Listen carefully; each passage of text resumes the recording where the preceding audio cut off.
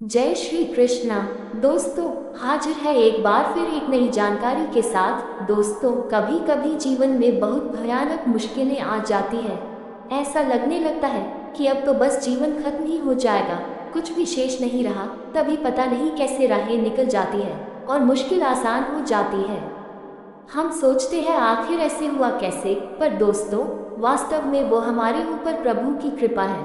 और जब ये बात सोच में आती है तो एक ही प्रश्न मस्तिष्क में उठता है, वो ये कि हम कैसे पहचाने कि हमारे ऊपर प्रभु कृपा है। 8 लक्षण होते हैं उस प्रभु भक्त में जो इस बात की सत्यता को जाहिर करते हैं जिस पर श्री राधा रानी और श्री हरि की कृपा है। उनमें पहला लक्षण ये होता है कि वे घोर अपराध करने वाले के प्रति भी दया की भावना रखते हैं, अर्थात वो हर परिस्थिति में शांति का भाव रखते हैं। क्योंकि सामान्य जन में थोड़ी सी कहासुनी पर मारपीट, क्रोध के भाव आ जाते हैं। ऐसे में क्षमा करना संभव नहीं होता, पर यदि कोई ऐसा कर रहा है तो निश्चित ही भगवत कृपा से ही कर पा रहा है। दूसरा लक्षण है वो किसी भी के प्रति कभी भी कोई दोष दर्शन ही नहीं करेगा, अर्थात किसी दूसरे के समक्ष किसी की निंदा सुनना और कहना दोनों से दूर रहता है। किसी के सद्गुणों में दोष देखना ये हरि कृपा पात्र में नहीं होता।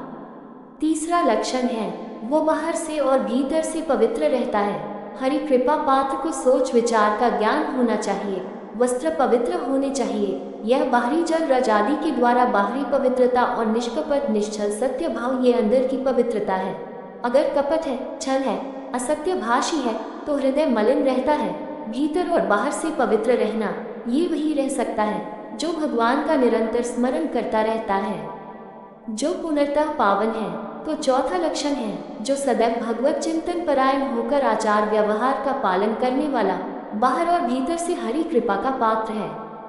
पांचवा, ऐसे कार्यों का अनुष्ठान न करता हो जिनमें हमारा भजन छूटता है, अर्थात श्री हरि से विमुख होना पड़े, जिनमें भगवत भाव छूटता है। जैसे हमारे ऊपर कृपा हुई, हम भगवत मार्ग में चल रहे थे, परंतु अब हम ऐसे संसार कार्यों का अनुष्ठान कर रहे हैं जिनमें हमारी चित्तवृत्ति बिल्कुल भगवत विमुख हो रही है, तो जीवन का लाभ क्या होगा? जो हमारे धर्म के विरुद्ध है, जो भजन के विरुद्ध है, हरि कृपा पात्र ऐसे कर्म अनुष्ठान कर ही नहीं सकता। छठा लक्षण है अपने भजन से अपने लिए कुछ भी ना चाहना। आप कोई भाव अपने लिए करेंगे तो देह का भाव होगा, किसी विषय की मान होगी, विषय पूर्ति भजन का फल नहीं होता। अपने भजन का भी फल अपने लिए नहीं, दूसरों के लिए कुछ चाह रखना, परोपकार के लिए मानना ठीक है। सातवां, किसी भी मान सम्मान, कीर्ति, पद प्रतिष्ठा के मिलने पर हृदय का समान रहना ये हरि कृपा पात्र का लक्षण होता है। संतुष्ट हो जाना चाहिए, कोई किंचन मात्र भी अभिमान न हो जाए। मान सम्मान, पद प्रतिष्ठा, कीर्ति जिसके लिए बड़े बड़े लालायित रहते हैं, परंतु हरि कृपा पात्र को ये विष की तरह चुभती है।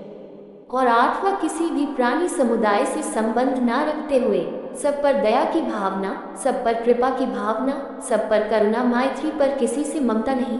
ये सूत्र बहुत व्यवहार में प्रयोग करने योग्य है। करुणा तो करी भरत जी ने, मैत्री भी की मृग से, पर ममता रहित नहीं रहे। ममता कर ली तब जब मृत्यु समक्ष थी, तो मरते मरते हिरण का ध्यान आया और अगला जन्म हिरण का हो गया। वह साधक ही चतुर है जो प्राणी मात्र पर दया, कृपा, करुणा, मैत्री पर ममता नहीं। ममता रही तो अपने शरीर से, संबंधियों से ममता, विषय भोगों से ममता, यही जहर है। संबंध में यह ममता जहर है, विचारों में अहंकार जहर है, कर्मों में यह आसक्ति जहर है। मनुष्य इसी जहर को मिटा दे तो जीवन मुक्त हो जाए। दोस्तों, जानकारी अच्छी लगी हो तो वीडियो को लाइक, शेयर और कमेंट में जय श्री कृष्णा जरूर लिखें और हमारे चैनल को सब्सक्राइब अवश्य कीजिएगा। धन्यवाद। जय श्री कृष्णा। हरि हर।